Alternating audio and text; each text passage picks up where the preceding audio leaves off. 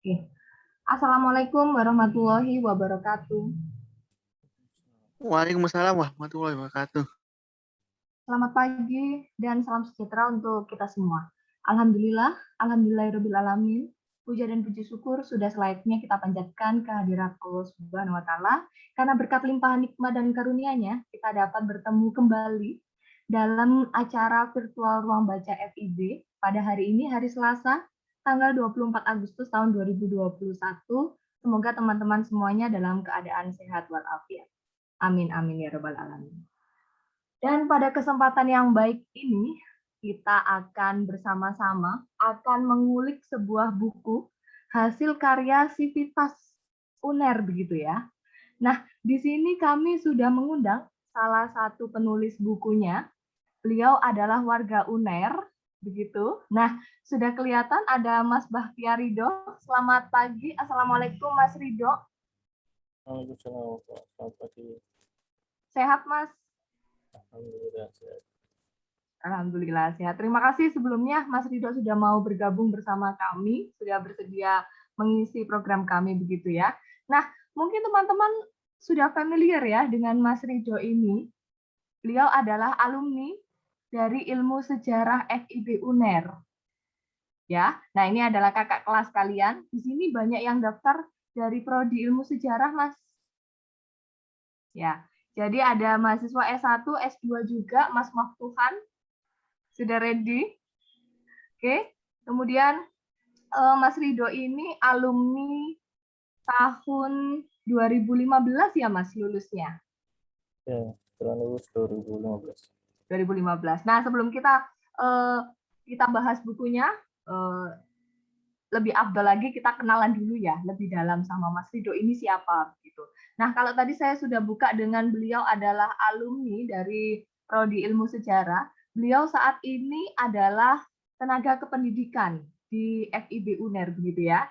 Jadi rekan satu lokasi kerja dengan saya. Kalau saya di lantai 2, Mas Ridho ini ada di lantai 1. Beliau di bagian kepegawaian gitu. Nah, sebelum di FIB beliau selama 2 tahun itu bekerja di Direktorat Sumber Daya Manusia di kantor pusat kampus C. Nah, saya penasaran nih, Mas Ridho, mungkin kita semua juga penasaran. Di tengah kesibukan pekerjaan Mas Ridho ini masih sempat begitu ya menelurkan sebuah buku. Dan buku yang baru aja terbit yang akan kita bahas hari ini itu terbitan cetakan pertama begitu ya, dan baru banget bulan April tahun 2021. Nah, kami ucapkan selamat Mas Ridho, bukunya sudah hadir, sudah dicetak banyak begitu ya.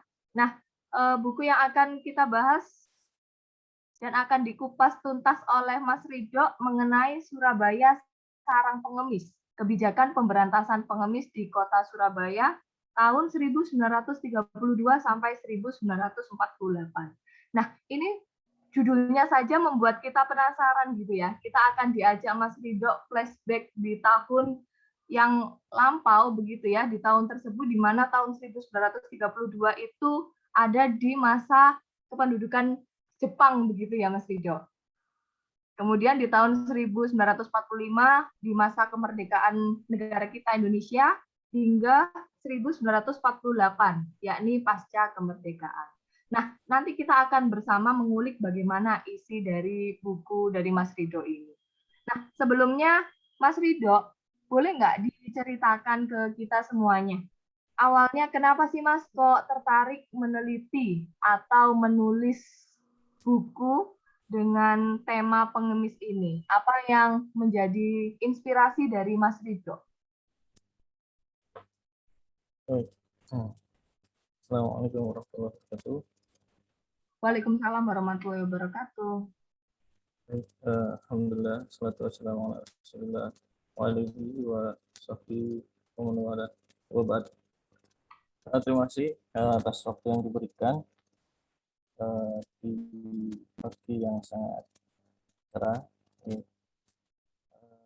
Ruang baca memberi waktu untuk saya untuk memaparkan sebenarnya karya yang lama yang saya hasilkan dari studi atau tugas akhir saya kemudian diberi kesempatan untuk dipublikasikan dalam bentuk sebuah buku.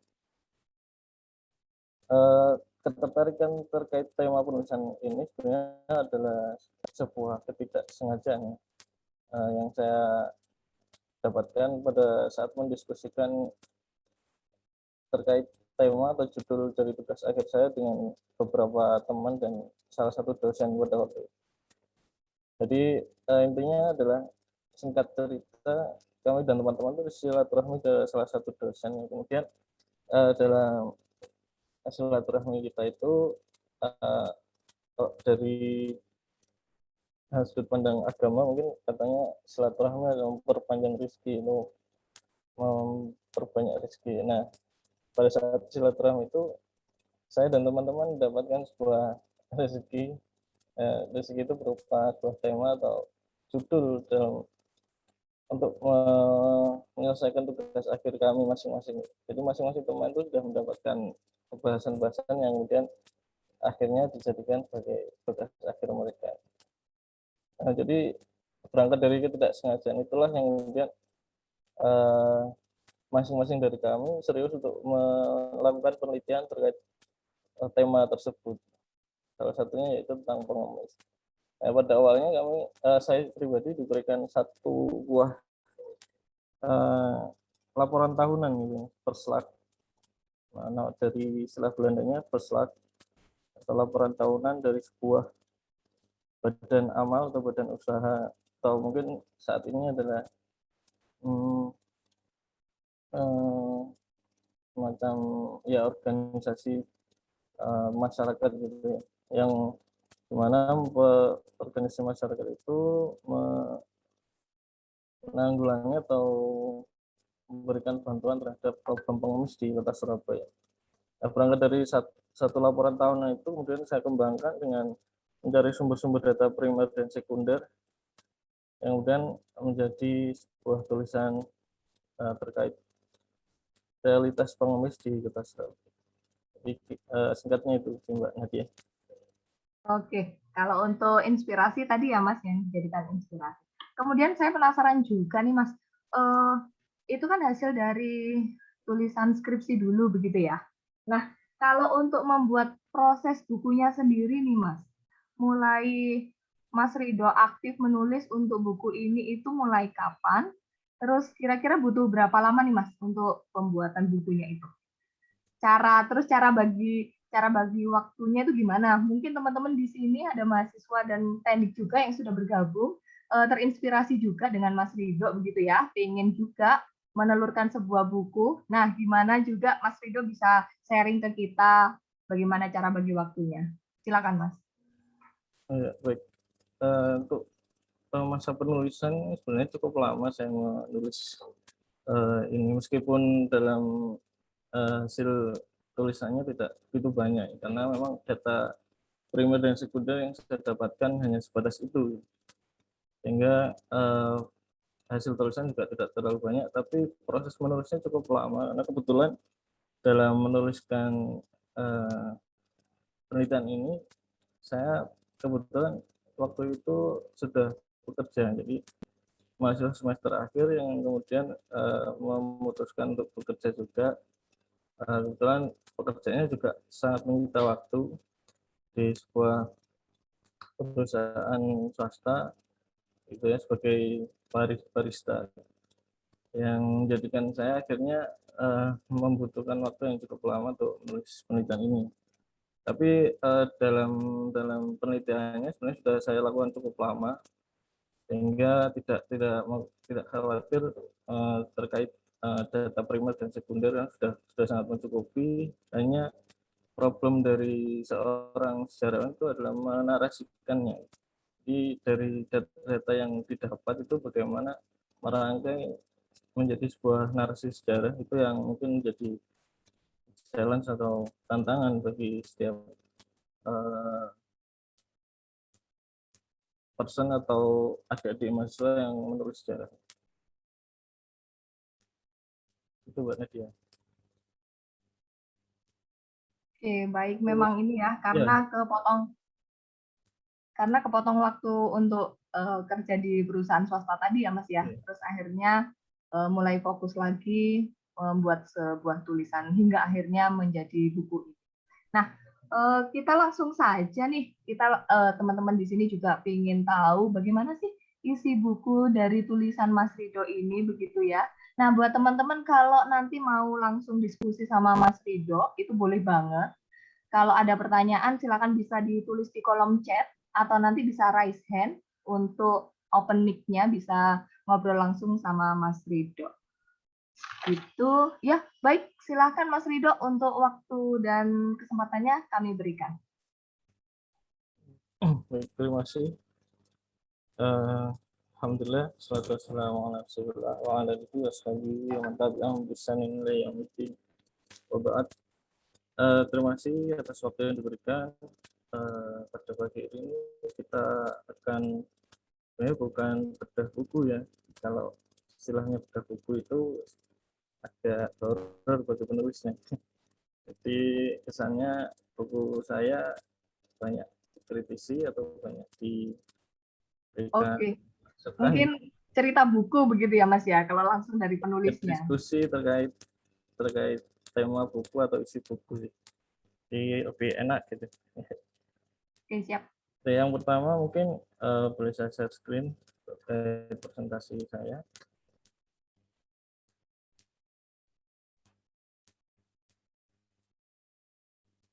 Sudah kelihatan ya? Ya, sudah muncul Mas. Baik, mohon izin saya share screen. Dan jika mungkin ada penjelasan yang kurang mendalam atau mungkin tidak tersampaikan pesannya, mungkin mohon maaf karena praktis hampir 5 tahun lebih saya tidak berkecimpung di dunia akademisi. Sejak saya memutuskan kerja di sebagai barista itu, saya bekerja sebagai barista kurang lebih 3 tahun, kemudian saya berbelok arah ke dunia pendidikan dengan mengabdi di Universitas Erlangga. Baik, saya mulai. Bismillah. Assalamualaikum warahmatullahi wabarakatuh. Pagi ini membahas sedikit gambaran besar tentang dinamika sosial ekonomi masyarakat Kota Surabaya dengan periode dari mulai masa kolonial hingga periode pasca kemerdekaan. Judulnya adalah kebijakan pemberantasan pengemis di Kota Surabaya, yang mana sebenarnya istilah pengemis ini hingga saat ini pun masih kita jumpai, kita dapati di beberapa sudut kota, di beberapa wilayah, baik di kota maupun di pedesaan. Saya rasa mungkin ada, cuman mungkin konteksnya atau ada pergeseran makna terkait pengemis pada masa kolonial hingga sekarang. Yang pertama saya mungkin menyampaikan terkait definisinya. Pengemis sendiri dari KBBI itu adalah orang yang meminta-minta, dan predikatnya atau profesinya itu mengemis adalah meminta-minta sedekah. Sedangkan miskin atau predikat yang disematkan pada orang-orang atau orang yang berprofesi sebagai pengemis adalah suatu keadaan yang serba kekurangan atau berpenghasilan sangat rendah.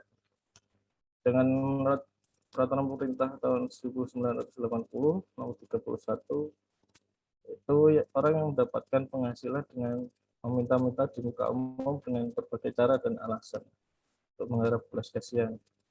Jadi sebenarnya definisi ini juga menggambarkan kondisi pengemis yang muncul pada masa kolonial hingga kemerdekaan yang dan saya teliti, dan kondisi pengemis yang saat ini kita jumpai. Ini kurang lebih hampir sama definisi terkait pengemis itu. Kemudian kemunculan pengemis itu sendiri yang saya temukan dari sebuah narasi sejarah. Pada awalnya pengemis muncul pada masa-masa kerajaan eh, Islam, di mana mungkin ini lebih banyak ditemukan di masa kerajaan Tanah Jawa di Mataram kebetulan gitu ya, yang dimana raja itu membagikan sedekah pada rakyat miskin pada hari Kamis. Dalam bahasa Jawa, Kamis bisa disebut dengan kata kemis gitu. Dan orang-orang yang mengenal aktivitas tersebut dikenal dengan sebutan ngemis atau mencari sedekah di hari Kamis gitu. Makanya kemudian ada istilah pelaku aktivitas tersebut disebut dengan pengemis. Atau dengan narasi lain di Yogyakarta, pengemis juga disebut dengan wong emis atau orang baik laki-laki atau perempuan yang pekerjaannya adalah meminta-minta. Kemudian bergeser kondisi di Surabaya, faktor pemicu munculnya pengemis di kota Surabaya ini saya simpulkan ada 3, dan 3 ini saling berkaitan atau berurutan dari awal. Yang pertama adalah urbanisasi dengan adanya liberalisasi ekonomi tahun 1870, di mana urbanisasi ini sangat memberikan efek yang cukup signifikan dengan adanya perkembangan perekonomian di sebuah kota, gitu. Di mana pada saat itu Surabaya menyandang status sebagai Geselgeber van den Oosthoek, atau istilahnya adalah pemerintahan pojok timur Jawa, sehingga kota Surabaya juga atau berstatus sebagai kota terbesar kedua setelah Batavia. Dan ini kemudian memicu atau memancing adanya urbanisasi dari wilayah-wilayah hinterland atau pedalaman di pinggiran kota Surabaya, yaitu mungkin kota-kota seperti Mojokerto, Jombang, Malang, Gresik. Kemudian para penduduknya berurbanisasi ke kota Surabaya yang mengakibatkan adanya kepadatan penduduk yang signifikan. Kesenjangan inilah yang kemudian menyebabkan adanya ketimpangan sosial, di mana orang-orang yang berurbanisasi itu berharap mendapat pekerjaan di kota Surabaya dengan adanya liberalisasi ekonomi itu. Tapi kenyataannya mereka justru tidak mendapatkan tempat, bahkan lahan untuk tempat tinggal, sehingga menjadikan adanya kondisi ekonomi sosial yang menurun bagi penduduk kota Surabaya, terutama Bumi Putra atau istilahnya pribumi, cuman saya menggunakan istilah Bumi Putra agar lebih layak disampaikan. Yang kedua adalah desentralisasi WED atau Undang-Undang Desentralisasi, yaitu Undang-Undang tentang Tata Kota, yang kemudian menjadikan kota Surabaya juga mengandung status Gemeente atau kota praja, yang sekarang istilahnya kita kenal bukan kabupaten, tapi kota madya. Nah, itulah yang dinamakan dulunya Gemeente.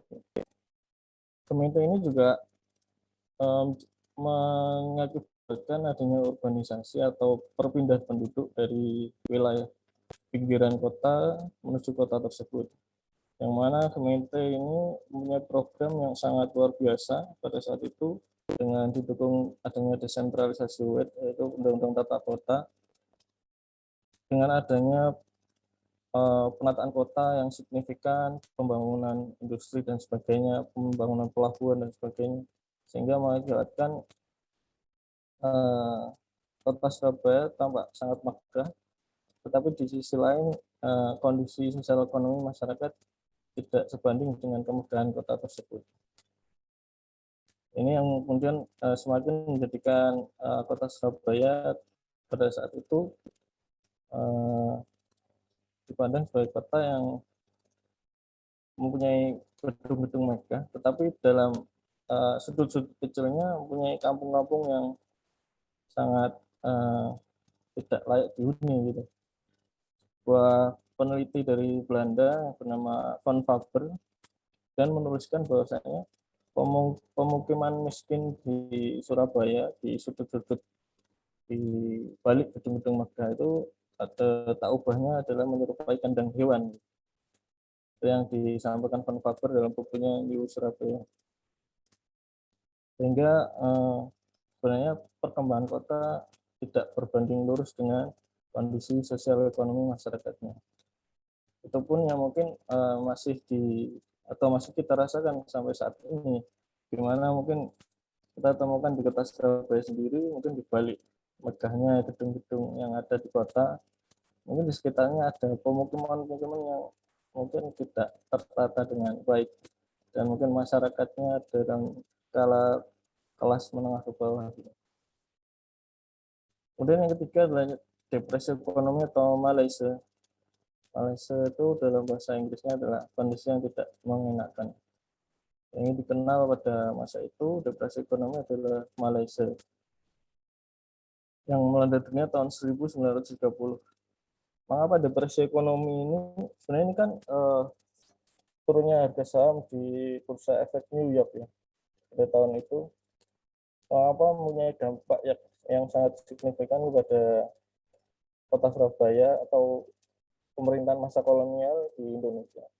Karena pada masa itu pemerintah kolonial sangat bergantung pada ekspor hasil bumi atau ekspor komoditi yang diraih dari wilayah pedalaman seperti kalau di Surabaya seperti Malang dan sebagainya menghasilkan tembakau, nila, tebu dan sebagainya, kemudian diekspor ke Eropa. Nah, sangat berpengaruh karena ekonomi negara atau dunia lain pun juga sama karena mengalami depresi ekonomi, sehingga mengakibatkan terhambatnya atau terputusnya ekspor hasil panen pemerintahan kolonial yang ada di Surabaya, yang mengakibatkan penurunan penghasilan dari pemerintah kota Surabaya, yang mengakibatkan juga banyaknya kaum miskin yang terlahir bukan hanya dari golongan bumi putra ya, tapi juga ada orang-orang Eropa yang kemudian hidup miskin, dan juga terdapat pengemis yang dari golongan orang-orang Eropa. Baik, saya lanjutkan. Ya, ini suatu gambaran adanya peningkatan jumlah penduduk kota Surabaya dari tahun awal berdirinya kota Surabaya sebagai gemeente atau kota praja sampai masa menjelang depresi ekonomi. Bagaimana kita lihat perkembangan penduduk atau peningkatan jumlah penduduk itu sangat signifikan gitu ya. Di akhir sebelum masa depresi aja hampir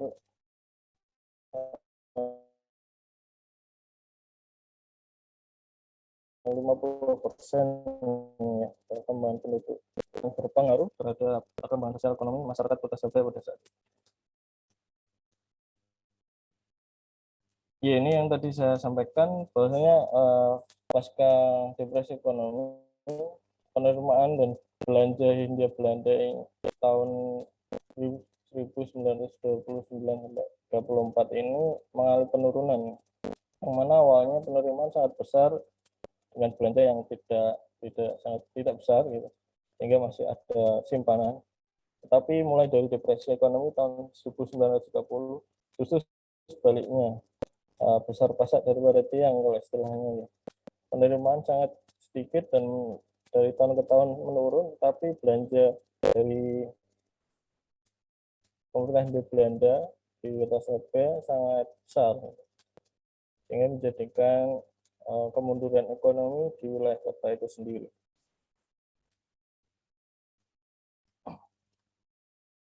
Ya, berkaitan dengan tema besar saya, yaitu kebijakan tentang pemberantasan pengemis, ada beberapa upaya-upaya yang dilakukan oleh pemerintah kota, dalam hal ini Gemeente Kota Surabaya, atau organisasi-organisasi yang dibentuk oleh masyarakat yang progresif untuk memberantas pengemis.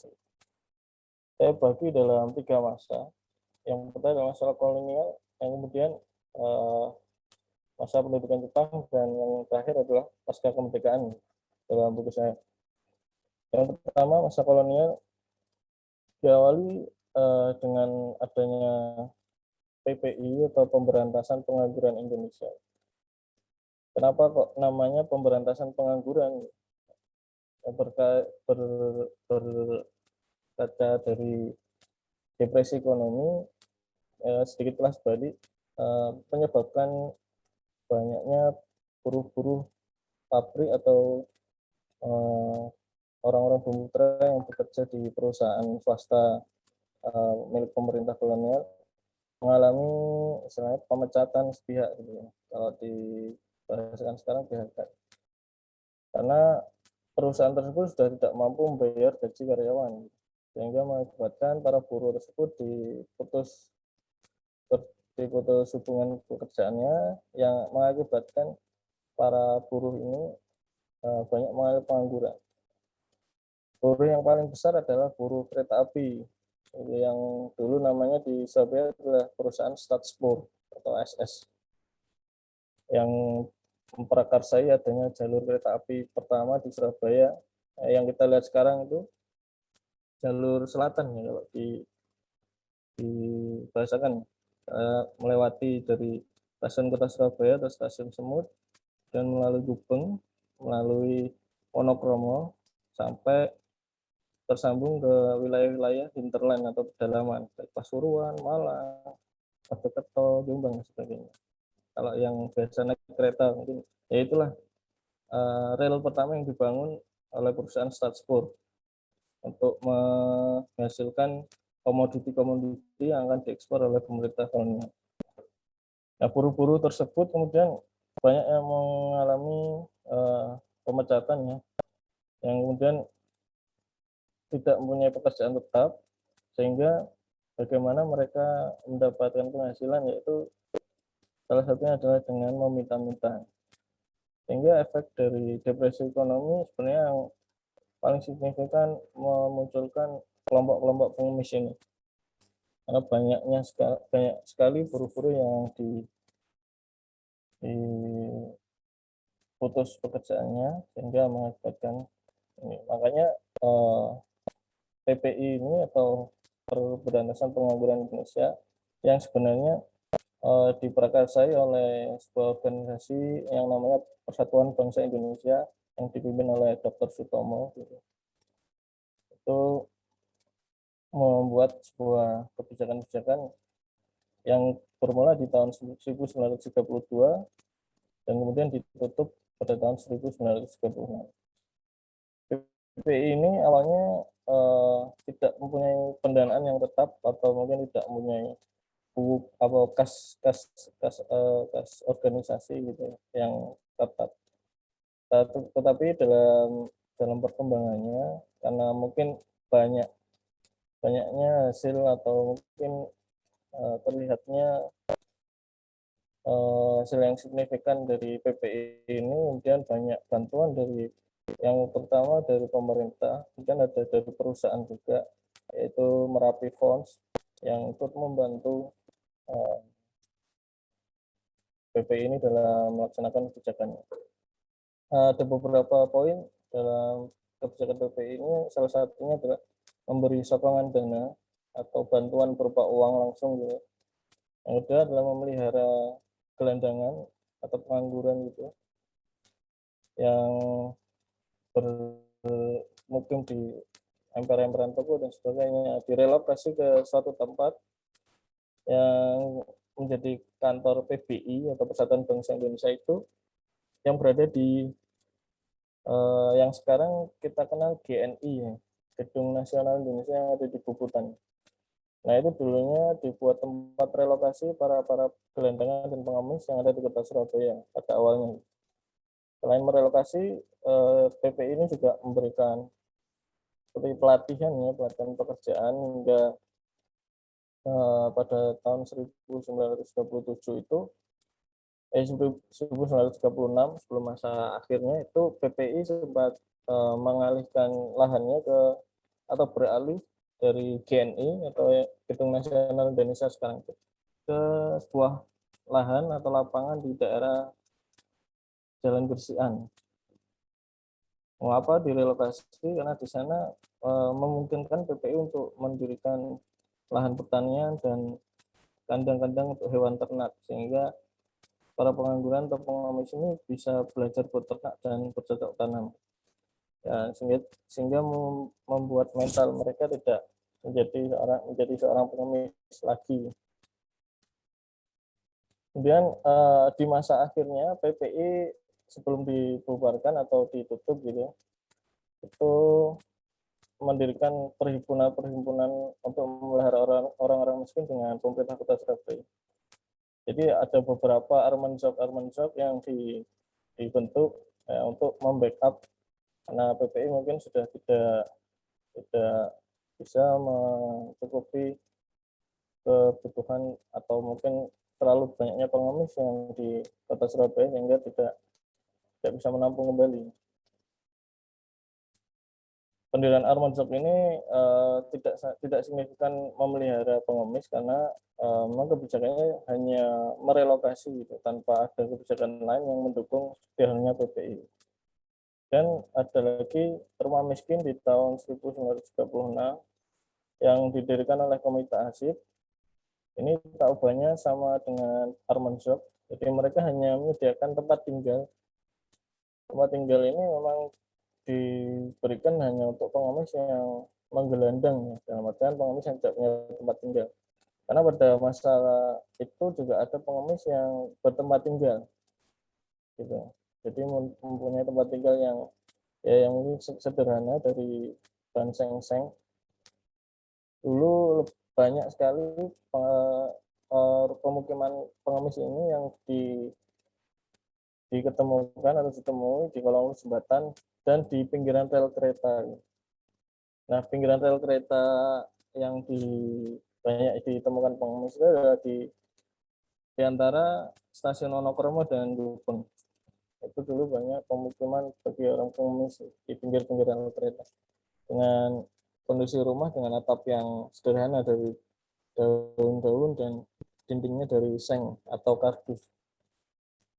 Nah, rumah miskin ini hanya memberikan fasilitas dan itu pun terbatas hanya 100 pengemis yang direlokasi atau diberi tempat tinggal.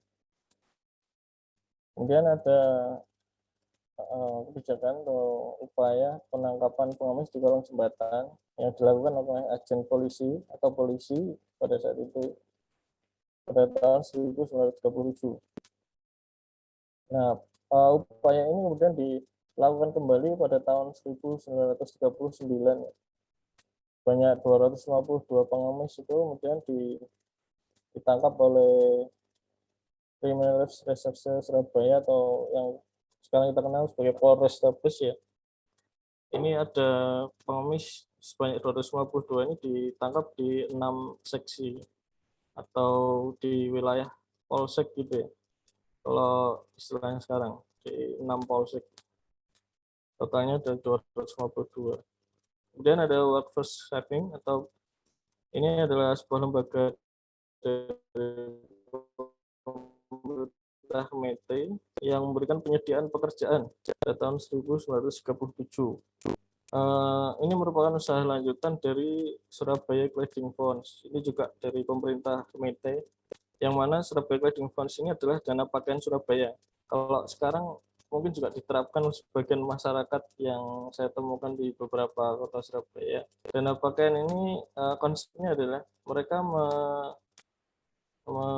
saya menerima pakaian-pakaian bekas dari sumbangan dari orang-orang baik orang Eropa, orang Timur asing atau yang sekarang istilah kita kenal dengan Tionghoa atau kaum Arab gitu ya, dan Bumi Putra sendiri.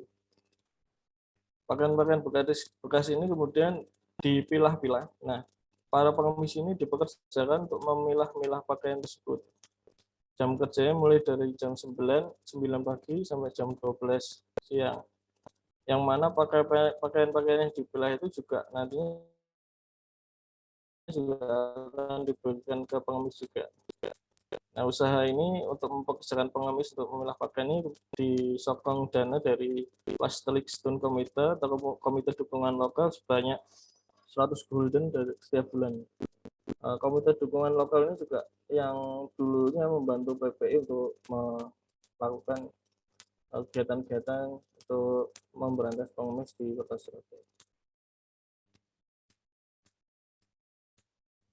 Upaya lain dalam pemberantasan pengemis, saya temukan satu artikel di Pewarta Surabaya tahun 1941 di masa akhir ya sebelum beralih ke pendudukan Jepang. Ini adanya iklan yang ada di surat kabar yang mana iklan ini menggambarkan bahwasanya tergambar di Kota Surabaya itu memang banyak pengemis, sehingga orang yang bernama Lim Liang Ho ini membuat sebuah buku. Sebenarnya buku ini adalah buku sakti kalau saya bilang. Jadi isinya adalah banyak-banyak ilmu untuk berwirausaha, untuk membuat ini, membuat itu. Sehingga buku ini memotivasi orang-orang yang gembel ya, dalam bahasa yang diberikan Lim Liang Ho. Gembel ini mungkin bisa orang gelandangan atau pengemis untuk bisa membeli bukunya dan mempraktekkan ilmu-ilmu yang ada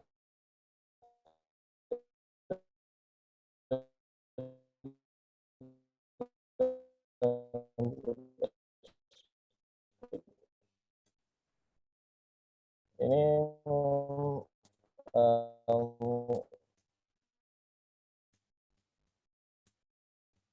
ini saya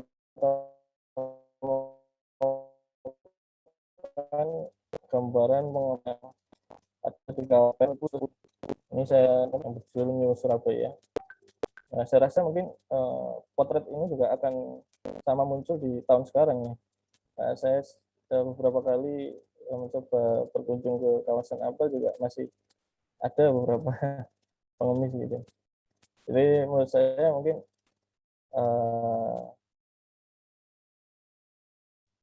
pengemis memang terpelihara dalam segala zaman gitu ya. Kemudian ada masa pendudukan Jepang yang ini kemudian saya gabung dengan pasca kemerdekaan. Adanya pembentukan OPP atau Usaha Pemberantas Pengangguran tahun 42. Ini tahapannya hanya memberikan bantuan kepada para pengemis yang di sini diistilahkan pengangguran. Itu semacam bantuan sokongan dana, tapi tidak memberikan sebuah keterampilan ya yang dibekali kepada pengemis, sehingga mungkin pengemis hanya bertahan sejenak tidak mengemis, tapi kemudian setelah dana yang diberikan habis, mungkin mereka juga akan kembali mengemis. Kemudian ada rencana 1 tahun ke tahun 1944. Ini kebijakan dari pemerintah Republik Indonesia untuk memperbaiki kondisi perekonomian negara ya secara global dan mungkin Kota Surabaya secara khusus. Tetapi tentu perbaikan ekonomi ini tidak diimbangi dengan perbaikan kondisi sosial masyarakat, yang mana akhirnya permasalahan pengemis ini masih menjadi problem sosial perkotaan di Kota Surabaya.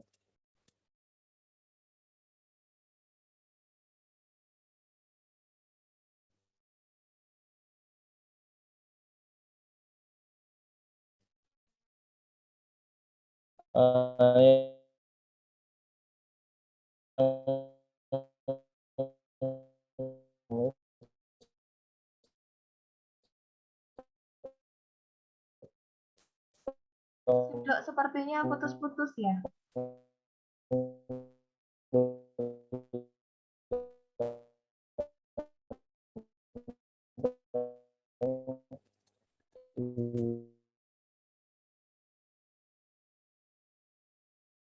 Mohon maaf, sepertinya koneksinya kurang stabil, Mas Lido. Suaranya terputus.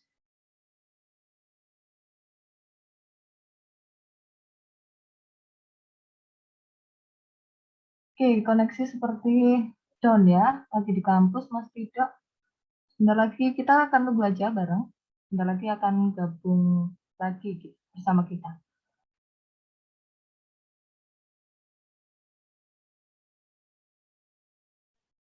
Sambil menunggu Mas Rido balik gabung dengan kami, saya akan kirimkan daftar hadir ya, link. Daftar hadir teman-teman bisa isi, akan saya kirimkan di kolom chat.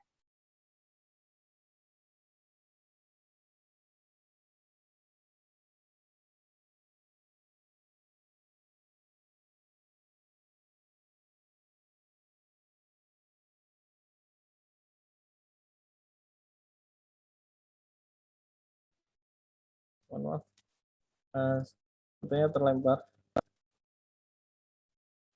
Sudah terlihat lagi ya? Iya Mas Rido, sepertinya tadi kepental ya, Iya, mohon koneksinya maaf. lagi down.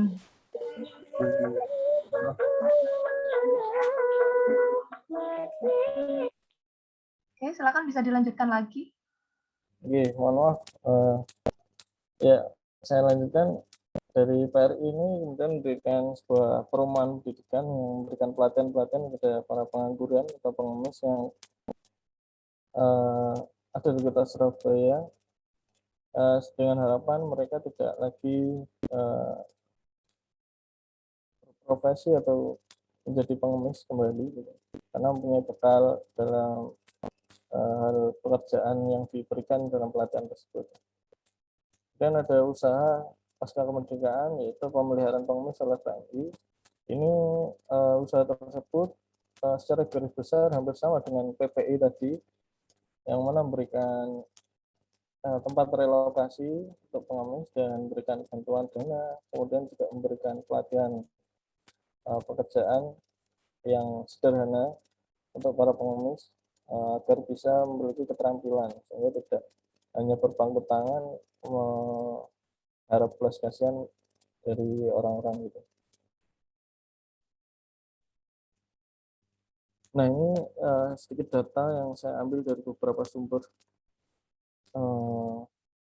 Ada beberapa pengemis yang kemudian ditangkap dan direlokasi ke tempat pemondokan pada tahun awal masa kolonial hingga pasca kemerdekaan gitu. Mungkin bisa dilihat di layarnya. Yang paling signifikan jumlahnya adalah pada masa kedudukan Jepang hingga menjelang kemerdekaan. Karena memang kondisi sosial ekonomi kota Surabaya pada masa itu sangat memprihatinkan. Karena kita tahu bahwasanya Jepang memang mengeksploitasi ekonomi kota Surabaya untuk menyokong Jepang di Perang Pasifik gitu, sehingga mengakibatkan banyaknya masyarakat yang kemudian hidupnya sengsara dan menggelandang. Ya, konteks gelandangan dan pengemis dalam bahasan saya adalah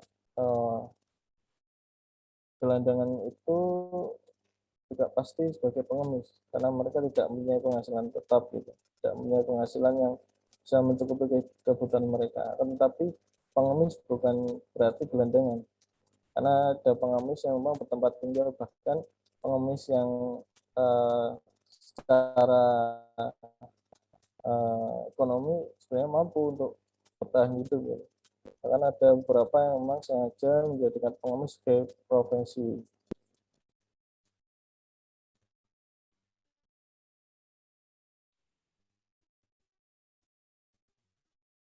Nah, ini kemudian ada reaksi pengemis terhadap kebijakan pemerintah, dan yang kedua adalah menolak. Apakah masih terputus-putus? Udah lancar Mas?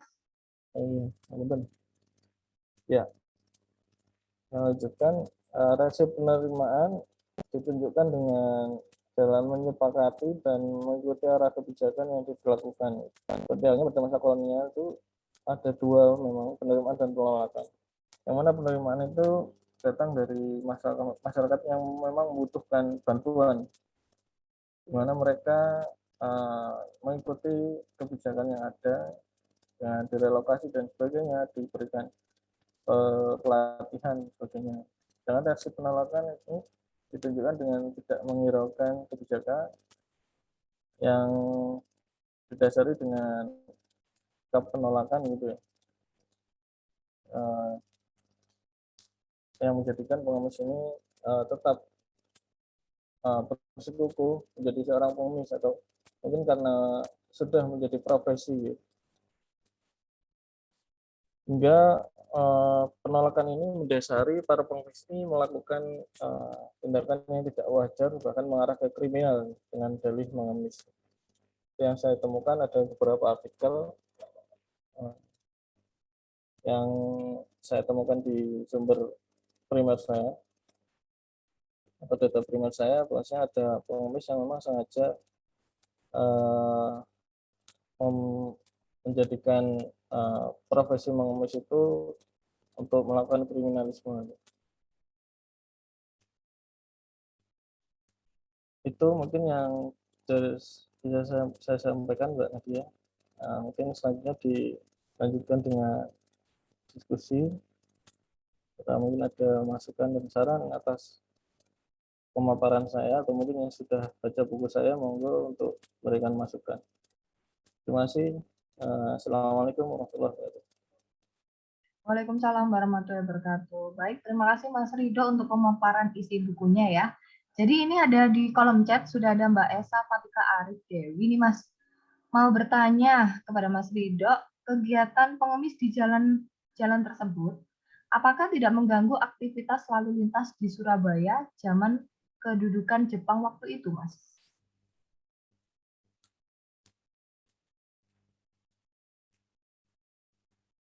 Baik, untuk Mbak Esa Fatika. Baik, sebenarnya dari data primer yang saya temukan, pengemis di jalan itu bukan berarti banyak bertebaran di jalan-jalan gitu ya. Yang mungkin saat ini pun juga banyak kebijakan pemerintah yang dilakukan dengan atau melalui Satpol PP, mungkin kalau di kota-kota besar, untuk menertibkan orang-orang yang mungkin meresahkan gitu ya, baik pengemis, gelandangan atau sebagainya dan lain sebagainya. Tapi dari data primer saya tidak saya ketemukan bahwasanya pengemis ini mengganggu aktivitas lalu lintas gitu. Tetapi lebih kepada membuat penampilan kota Surabaya itu tidak baik gitu, tidak layak, karena pengemis ini meresahkan orang-orang yang kalau sekarang istilahnya, misalnya kita beli di Indomaret gitu, ngapunten juga banyak saudara-saudara kita yang membutuhkan gitu ya, yang meminta-minta di depan pintu gitu. Nah, mungkin itu gambaran yang ada di kota Surabaya pada masa itu pula. Jadi pengemis itu bermukim di trotoar toko atau pertokoan itu pada malam harinya, duduk di sana, dan pada paginya mereka mengais-mengais kepada orang-orang yang berlalu lalang di toko tersebut. Kemudian ada juga pengemis yang banyak bermukim di kolong-kolong jembatan, yang tentunya itu akan merusak pemandangan atau tata kota Surabaya itu sendiri. Bayangkan mungkin pada saat itu kota Surabaya menyandang sebagai kota terbesar kedua setelah Batavia, tetapi di banyak di bawah-bawah jembatan dan sebagainya hidup orang-orang yang menggelendang ke pengemis itu sendiri. Gitu. Jadi dari data primer saya tidak saya temukan pengemis itu mengganggu aktivitas lalu lintas, karena mereka tidak berada di poros-poros jalan raya gitu, yang seperti saat ini mungkin gitu. Baik, itu mungkin dari saya. Baik, sudah terjawab ya Mbak Esa, bahwa pengemis pada waktu itu tidak di jalan-jalan begitu ya Mas, tidak keleleran gitu ya. Nah, mungkin ada teman lain yang mau menanggapi, mungkin mau bertanya, diskusi yang lain boleh, mumpung ada Mas Rido.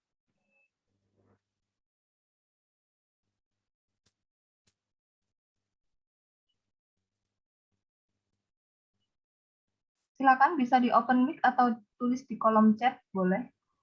Kalau masih belum ada, bolehkah Mas saya yang tanya? Baik. Oke, jadi yang Mas Ridho tadi sudah paparkan itu yang di tahun 1932 sampai 1948 di kota Surabaya.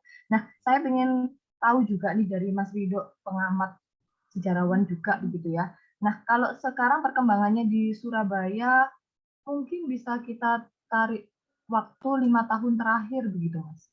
Perkembangannya di Surabaya, pengemis itu bagaimana dan apakah kebijakan-kebijakan yang dulu itu masih relevan bisa diterapkan di kota Surabaya saat ini? Silakan. Baik. Sebenarnya kebijakan pemberantasan pengemis ini masih berlangsung dari dulu. Baik sekarang pun masih ada. Kita amati sekarang ada kebijakan dengan pembentukan sebuah kesatuan yang namanya kita kenal Satuan Polisi Pamong Praja. Ya, itu salah satu sebuah bentuk kebijakan dari pemerintah, kota tentunya, untuk menertibkan para pengemis dan gelandangan.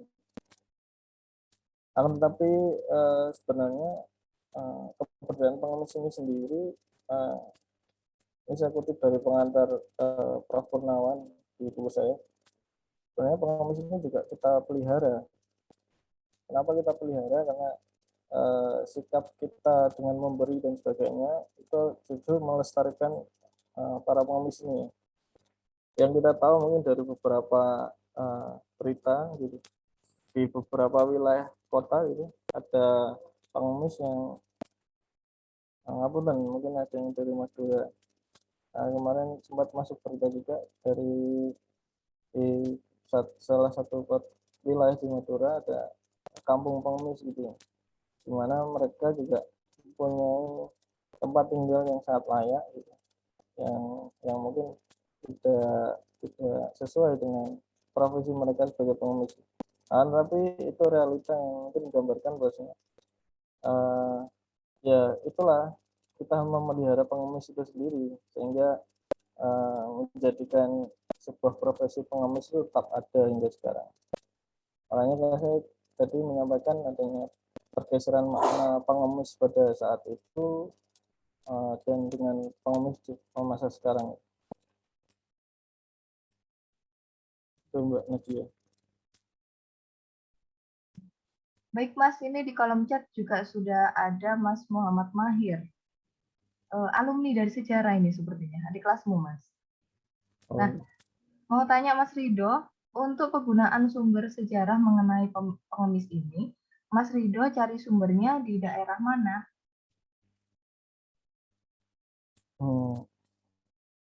Di mana mungkin lebih tepatnya? Pak, di daerah mana?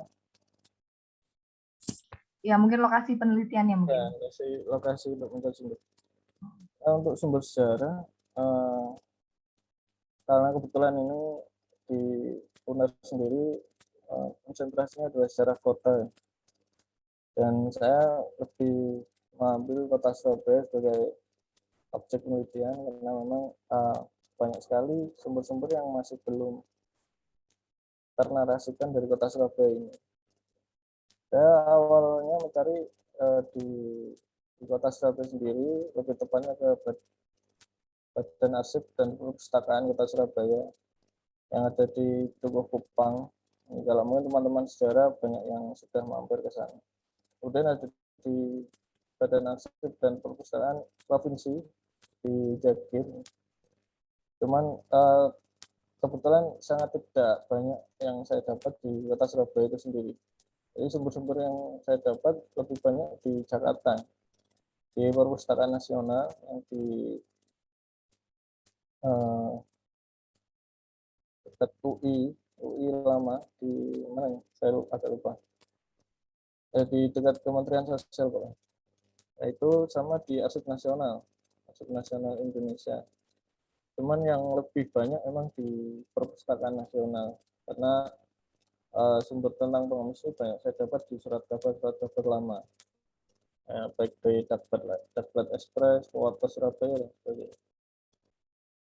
Jadi mungkin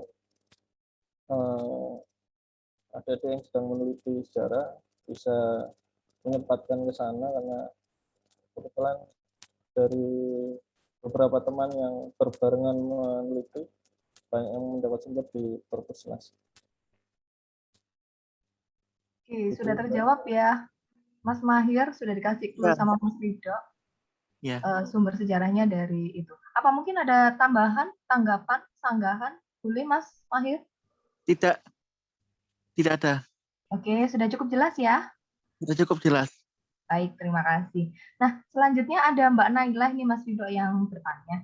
Pada kurun waktu tersebut 1932 sampai 1938 ya. Kondisi kota Surabaya juga banyak bermunculan penyakit seperti malaria, cacar dan sebagainya. Bagi para pengemis, ketika terdapat penyakit tersebut, bagaimana proses penanganan dan perawatannya? Apakah terdapat fasilitas kesehatan khusus yang bersedia menangani pengemis atau malah mereka diabaikan? Itu Mas, silakan. baik, terima kasih. Untuk Mbak Naila, terkait kemunculan penyakit menular di kota Surabaya pada masa kolonial, tidak ada sumber yang saya temukan yang bersinggungan dengan pengemis atau gelandangan, karena dalam pembahasan saya memang saya fokuskan untuk membahas tentang sosial ekonomi masyarakatnya. Jadi mungkin ngapunten untuk pertanyaannya yang apakah fasilitas kesehatan khusus yang disediakan oleh pengemis, mungkin saya rasa tidak ada, karena dari sumber yang saya dapat pengemis tersebut hanya diberikan fasilitas untuk mereka mencukupi kebutuhan hidupnya. Untuk diberikan fasilitas kesehatan secara khusus sebenarnya tidak ada, atau mungkin saya belum menemukan sumber atau data primernya gitu. Tapi dari data primer yang saya dapat tidak ada fasilitas kesehatan khusus yang diberikan. Ya, pemerintah kota dan organisasi masyarakat hanya memberikan bantuan sebatas mereka dapat bertahan hidup di kota Surabaya. Seperti halnya bantuan berupa uang atau tempat tinggal bagi yang tidak memiliki, dan pemberian pelatihan pekerjaan gitu. Itu mungkin Mbak Naila. Mohon maaf. Dan mungkin itu bisa menjadi suatu topik untuk penelitian juga. Karena mungkin saya rasa ini ada korelasinya juga, karena kebetulan juga ada penelitian sudah dilakukan terkait penyakit menular ini di kota Surabaya. Itu mungkin nanti bisa dibuat narasi baru terkait kebijakan berkaitan dengan kesehatan yang bersinggungan dengan pengemis itu. Oke, baik. Ini bisa jadi clue juga ya. Kata Mbak Naila, baik Mas Ridho, tidak apa-apa, terima kasih. Oke, ini bisa buat clue juga, udah apa Mas Ridho. Ini banyak yang mahasiswa baru nih Mas yang gabung sama kita gitu. Banyak yang dari prodi sejarah. Mungkin bisa ada pandangan gitu ya, ke depannya nanti akan meneliti tentang apa. Mungkin ada yang lain, silahkan. Mbak Eka Puji ini sudah hadir juga. Ini rekan satu divisi dengan Mas Ridho, sejarawan juga. Silakan Mbak, mungkin mau dikritisi tulisan Mas Ridho, menanggapi boleh. Sampun, Mbak. Ampun, sudah bagus. Oke, benar ya, sudah bagus banget. Teman-teman yang lain, silakan. Iya, sebenarnya tulisan saya ini masih jauh dari apa, sebuah buku yang kompleks gitu, karena mungkin dari segi penulisan juga masih banyak kesalahan dan pembahasannya masih tidak cukup mendalam. Seperti hanya disampaikan Mbak Naila ini, ya mungkin itu sebuah salah satu sudut pandang yang kurang saya perhatikan juga. Nah, kalau misalkan mau mengambil beberapa sudut pandang untuk penulisan tentang pengemis ini akan menjadi sangat kompleks. Jadi mungkin itu bisa menjadi sebuah kajian selanjutnya gitu, baik dari adik-adik mahasiswa atau teman-teman yang mungkin berminat menulis sejarah. Oke, ada lagi? Kalau nggak ada, saya mau tanya lagi, boleh Mas Ridho? Iya. Oke, tadi sudah Mas Ridho jelaskan ya di tahun tersebut gitu. Nah, kami mungkin juga ingin tahu dari sisi penulis dari Mas Ridho ini mungkin ada gagasan yang bisa Mas Ridho sampaikan gitu ya dari inti penulisan buku itu. Apa yang bisa Mas Ridho sampaikan supaya menjadi kebijakan pemerintah yang baru begitu ya, supaya penanggulangan pengemis ini bisa lebih baik lagi gitu ke depannya. Silakan Mas Ridho. Oh, baik. Iya, jadi sedikit mengulas masa lalu. Kenapa menduga sejarah itu? Mungkin karena sebenarnya pelajaran sejarah yang kita dapat di SMA itu sangat berbeda dengan masa kuliah. Bagi yang sekarang masuk sebagai mahasiswa baru di sejarah, karena mungkin gambaran atau metode pembelajaran pada masa SMA atau SMP bahkan itu sangat membosankan gitu ya. Hanya diharuskan untuk menghafal tahun, nama dan sebagainya, karena itu akan muncul di naskah ujian kita gitu.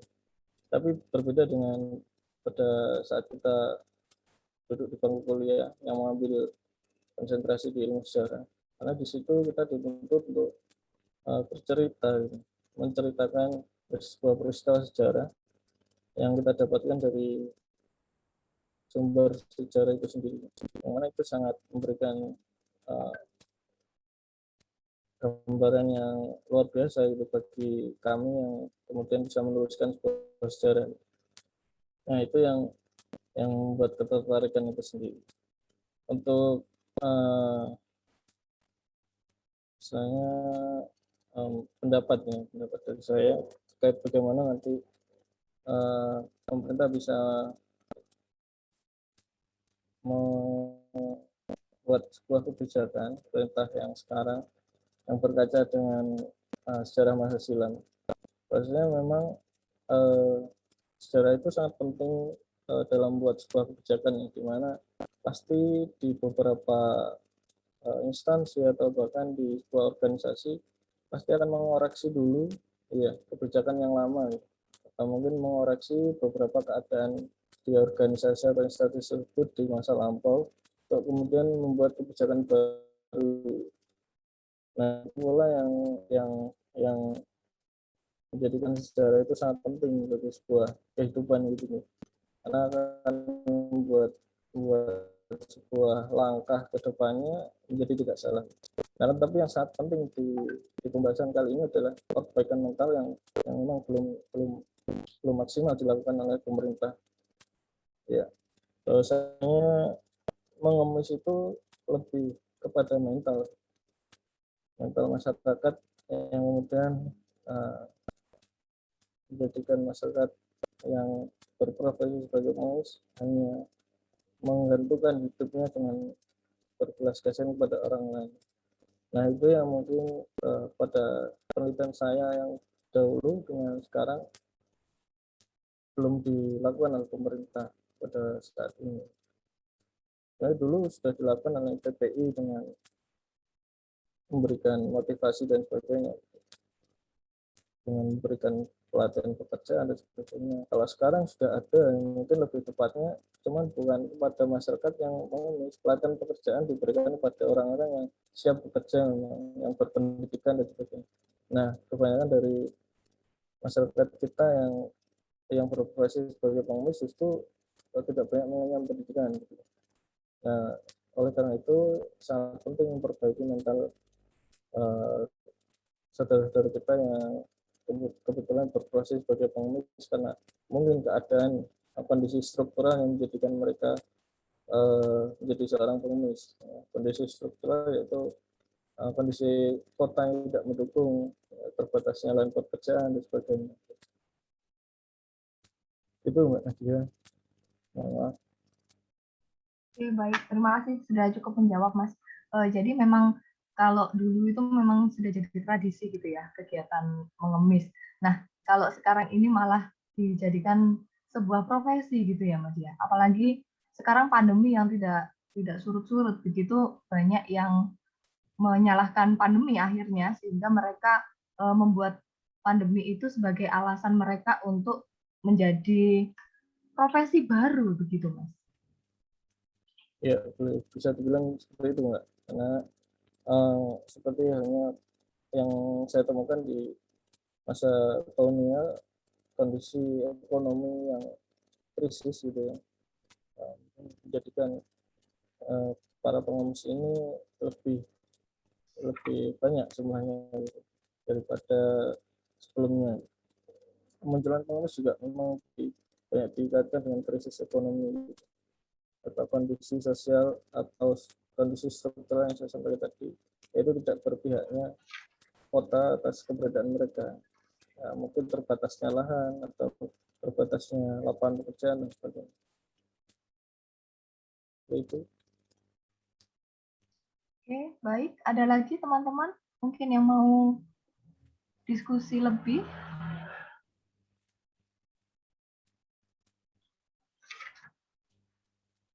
Sambil menunggu, jangan lupa ya, yang ada di kolom chat sudah saya kirimkan link untuk presensi kehadiran. Silakan bisa diisi, nanti akan saya kirimkan untuk e-sertifikatnya. Baik, tadi Mas Rido itu juga menyampaikan kepada saya bahwa Mas Rido ini memfasilitasi buat adik-adik nih, ya, memfasilitasi buat adik-adik yang ingin membuat proyek antologi, misalnya kumpulan tulisan sejarah begitu ya. Nah, Mas Rido ini akan membantu siap menjadi editor gitu maksudnya, dan siap mengawal pembuatan tulisan itu buat adik-adik. Begitu ya Mas Rido. Bagaimana itu Mas konsepnya? Oke, sebenarnya ini saya kembalikan ke teman-teman yang hadir, yang mungkin sekarang hadir dan mungkin yang sedang berhalangan hadir. Sebenarnya naskah ini juga dulu sempat saya rencanakan untuk diterbitkan dalam sebuah antologi gitu. Karena pada saat saya menulis atau meneliti juga banyak teman-teman yang lain kebetulan meneliti tentang Surabaya. Sehingga dalam kepala saya ada ide untuk membuat sebuah antologi tentang sejarah kota Surabaya dalam beberapa aspek gitu ya. Tapi ya mungkin dengan segala hal akhirnya terkendala dalam penerbitannya, sehingga masing-masing dari kita sudah tidak memperdulikan lagi naskahnya. Kebetulan juga di tahun ini baru buku saya ditawarkan untuk diterbitkan. Itu pun saya menerbitkan karena ada tawaran. Ya, jadi mungkin saya memberikan motivasi pada adik-adik, karena dulu juga atau masa saya sebagai mahasiswa juga ada motivasi dari dosen yang kemudian memprakarsai lahirnya buku kumpulan tulisan dari mahasiswa yang mungkin memang masih banyak kekurangan ya, dengan judul mengeja keseharian itu ya, tentang sejarah keseharian masyarakat kota-kota Surabaya, itu juga dilahirkan dari antologi atau kumpulan tulisan dari mahasiswa sejarah. Nah, mungkin sudah cukup lama tidak terdengar adanya kegiatan tersebut ya. Sebenarnya cukup untuk memotivasi teman-teman untuk belajar menulis sejarah. Nah, mungkin saya juga berkenan mungkin untuk memberikan masukan atau mungkin mengawal dalam proses penerbitan dan sebagainya, sehingga tercipta sebuah buku antologi tentang sejarah. Cuma nanti mungkin bisa didiskusikan lebih lanjut ya dengan adik-adik. Monggo mungkin bisa menghubungi saya atau Mbak Nadia.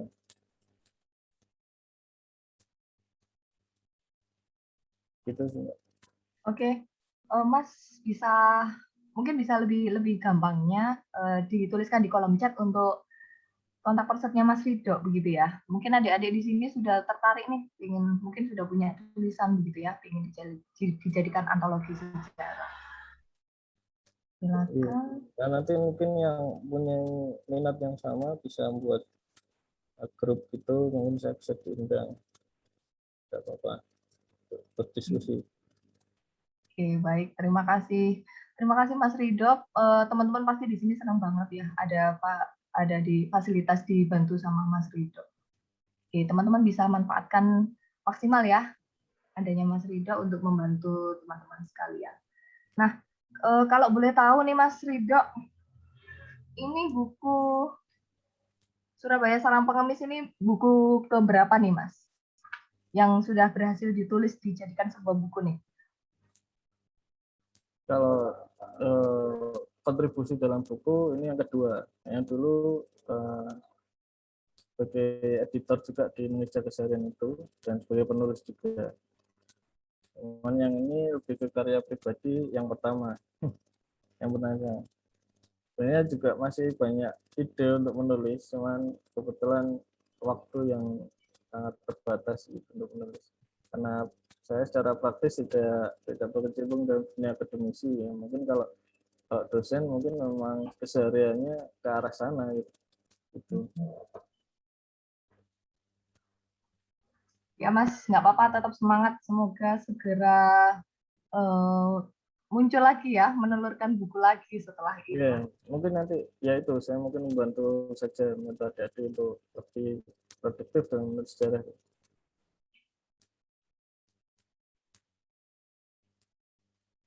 Oke.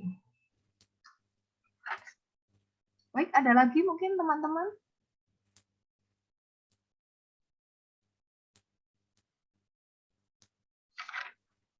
Kalau dari proses pembuatan bukunya nih Mas, ketika Mas Ridho menulis buku, kendala apa sih Mas yang paling berkesan menurut Mas Ridho? Kesulitan. Terus sampai akhirnya bisa mantap diterbitkan oleh dramaturgi Pemalang ya. Nah itu gimana nih Mas? Mungkin teman-teman juga perlu nih tahu step-stepnya untuk bisa akhirnya keterima oleh penerbit. Kendalanya sebenarnya adalah menjadikan atau merubah naskah tugas akhir menjadi naskah foto, karena ya selayaknya harus melalui proses editing dari saya selaku penulis ataupun nanti dari penerbit. Nah, proses editingnya cukup memakan waktu karena saya juga kondisinya tidak banyak waktu luang di rumah, mungkin juga ada kesibukan sehingga yang banyak menyita waktu adalah mengedit itu, dan tuntutan dari penerbit untuk memperbanyak jumlah halaman dengan mungkin sedikit menambahkan naskah bukunya itu. Nah, saya praktis lama tidak membaca buku sejarah ataupun ya ikut diskusi tentang sejarah gitu. Itu bisa Mbak Nadia. Oke, baik. Mungkin yang terakhir ya. Oh, ada yang raise hand. Oke, ada nggak? Oh, bukan. Mungkin yang terakhir nih Mas, mungkin teman-teman juga ingin baca bukunya langsung nih ya. Saya kemarin sudah beli. Nah, ini nanti akan ini bukunya kelihatan ya. Nah, ini saya langsung belinya di Mas Ridho. Ini nanti saya akan jadikan sebagai koleksinya ruang baca gitu, dan perlu nanti kami anggarkan untuk pembelian bukunya lagi begitu Mas. Nah, teman-teman bisa pinjam buku di ruang baca begitu ya, atau mungkin mau beli langsung. Itu bagaimana caranya Mas Ridho? Bisa ke Mas Ridho atau e-commerce? Boleh. Harganya berapa gitu? Boleh melalui saya atau langsung ke penerbit enggak? Sama saja. Bisa menghubungi saya di kontak tersebut atau menghubungi penerbit lebih dramaturgi gitu. Bisa di Instagram ada. Itu Mbak Nadia. Oke, itu ya teman-teman. Kontak person Mas Ridho sudah ada di kolom chat. Saya copy lagi ya.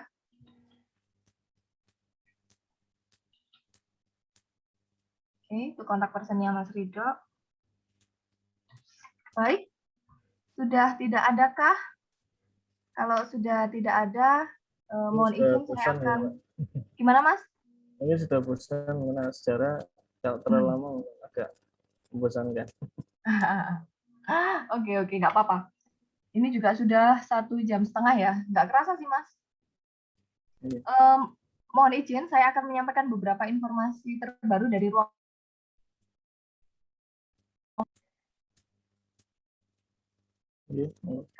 Sebentar saja, oke, sepertinya sudah muncul tampilan saya.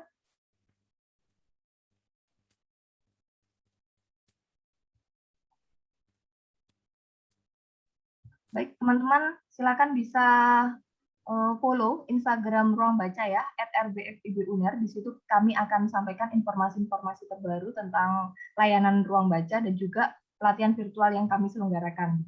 Nah, untuk hari Selasa minggu depan, kita akan belajar puisi, bagaimana cara membuat puisi yang baik, gitu ya, bersama Mas Adnan Guntur. Beliau adalah pemenang beberapa kompetisi puisi dan sebagai ketua BEM FIB tahun lalu, tahun 2020. Teman-teman juga harus ikut nih materi tersebut, gitu ya.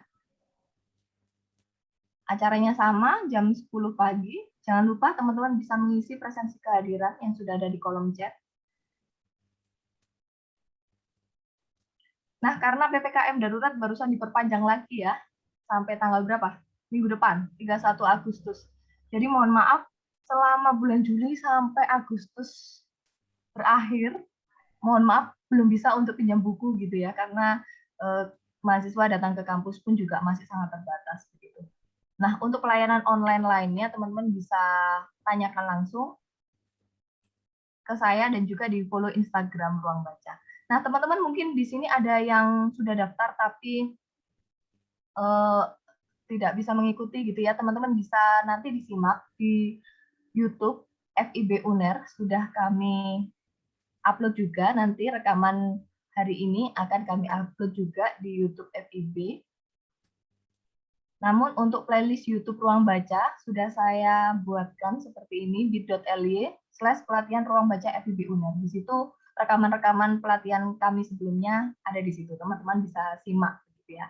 Kalau di Instagram sudah ada di kolom bio. Baik, silakan bisa di-save nomor saya. Nadia bisa tanyakan informasi pelayanan apapun, informasi apapun tentang Ruang Baca, saya akan layani. Kemudian jangan lupa di-follow juga Instagram @rbfib_uner dan media sosial FIB. Ya, keseluruhan media sosial FIB maupun YouTube, teman-teman bisa subscribe, bisa di-follow supaya update selalu informasi terbaru dari FIB dan Ruang Baca. Baik, itu yang bisa kami sampaikan. Sebelum kita tutup, mungkin ada yang mau ditanyakan sebelum kita tutup dengan foto bersama. Silakan teman-teman bisa dibuka videonya.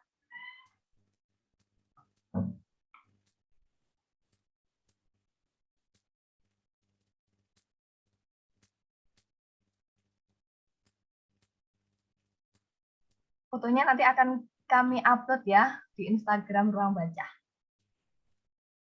Oke, saya tunggu. Mungkin masih ada yang siap-siap. Betulkan jilbab, rambut, boleh. Mas Oleh Pratama, sehat Mas? Alhamdulillah, bisa gabung. Iya, Mas Rido ini dulu kamarnya berhadapan-hadapan sama saya, Mbak Nadia. Kamar kos? Akhirnya bertemu lagi, Mas. Kamar kos kah? Iya, Mbak, kamar kos. Iya, sekarang nyambung lagi. Alhamdulillah. Alhamdulillah, semoga semua sehat ya. Sudah, ada lagi kah yang mau dibuka?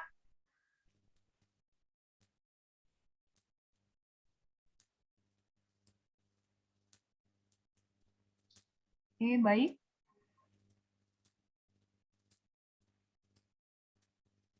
Sudah cukup sepertinya ya. Oke. Hitungan ketiga, silakan pose terbaiknya. Siap? 1, 2, 3, cheese. Tunggu sebentar.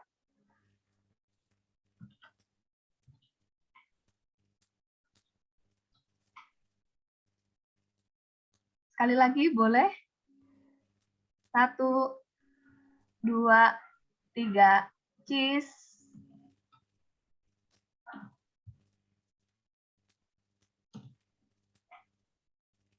Wah, sepertinya nanti siap dibuat ini ya, Mas, tulisan sama Mas Soleh nih untuk berita acara di website. Akan kita tunggu tulisan dari Mas Soleh.